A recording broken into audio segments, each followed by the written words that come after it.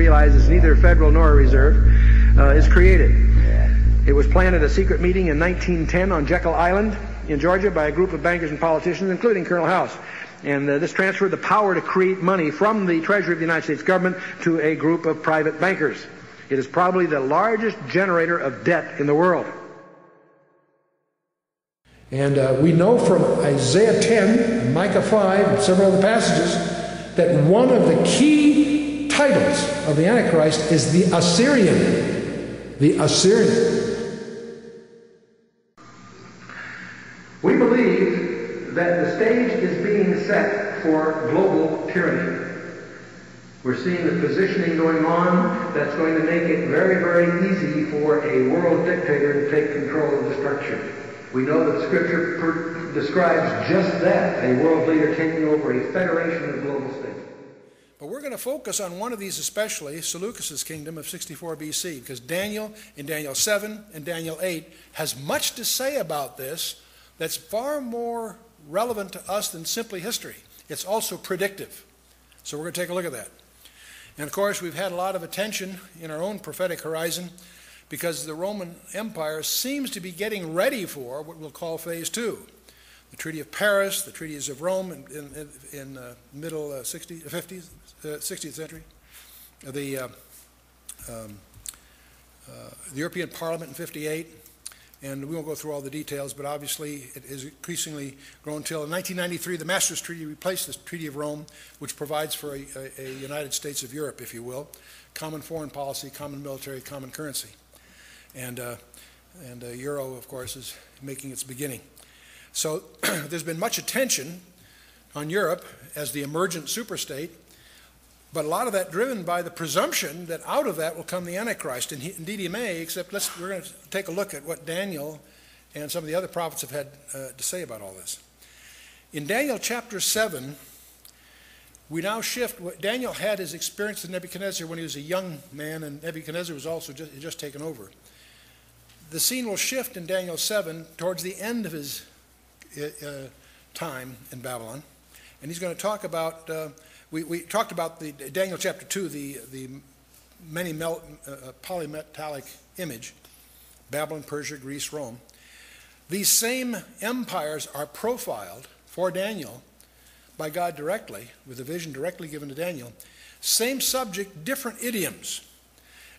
Nebuchadnezzar saw it as man sees it, as a series of bright, shiny metals.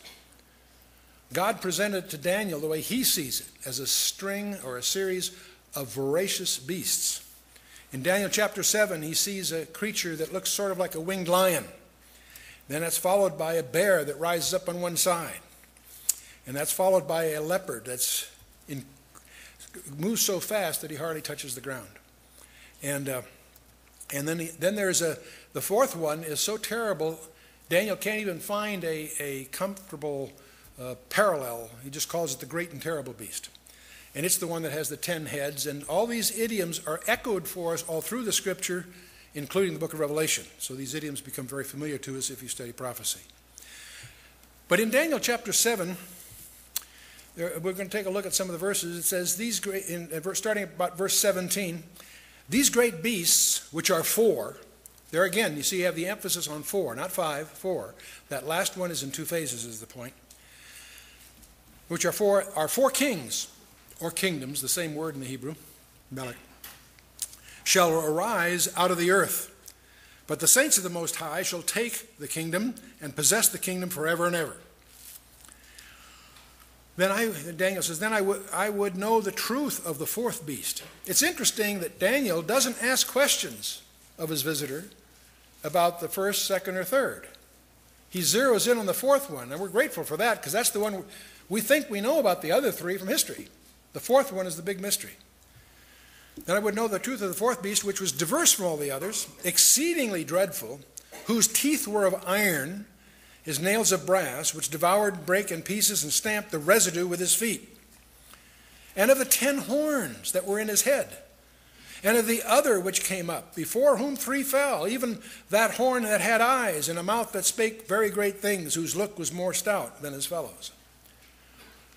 So we know it's a person. But notice there are 10 horns. those 10 horns are going to be echoed through so many prophecies. They're very familiar to us in Scripture, that so familiar that we overlook the 11th. And of the other which came up. So it's 10 plus 1. This final super leader you could call the 11th horn. Are we together? Okay. And I beheld that same horn made war with the saints and prevailed against them. Now that should startle you. The Antichrist is going to make war with the saints and prevail against him. That's what it is in Daniel 7.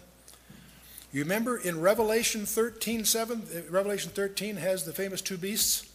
It was given unto him to make war with the saints, and guess what? To overcome them.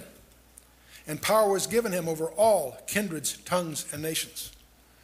And because of these comments, that's why many people jump to the conclusion that the church will go through the tribulation, because they're going to be suffered at the hands of the Antichrist.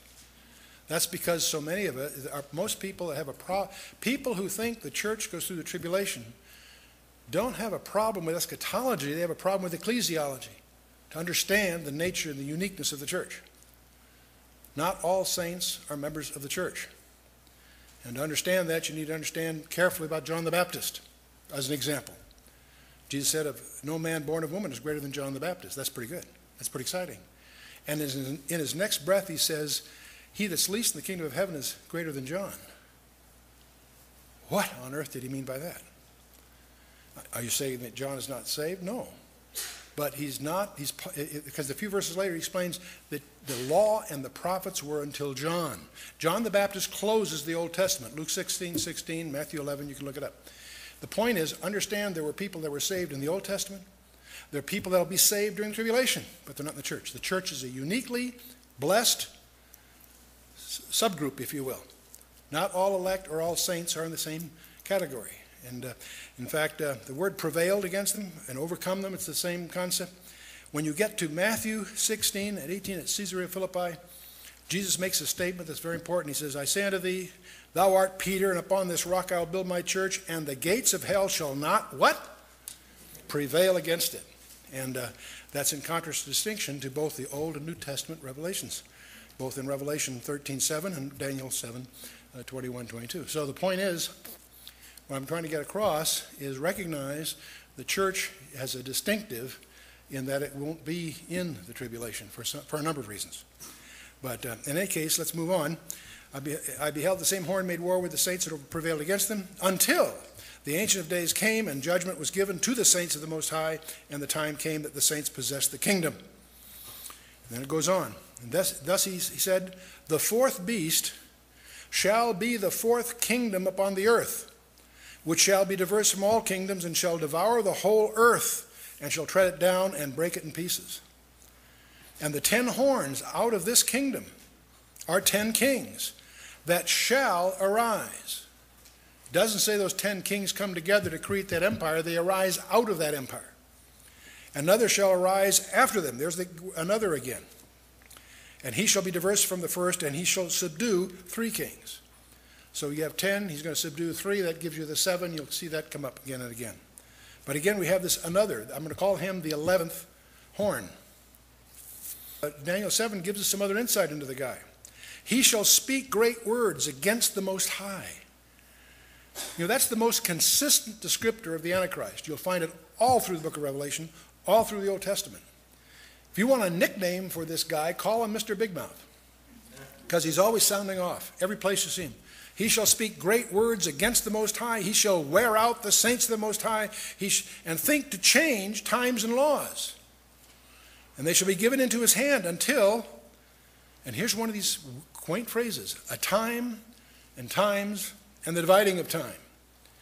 Now you and I, in our language, generally have a singular or a plural. But some languages, and Hebrew and Aramaic, have what's called a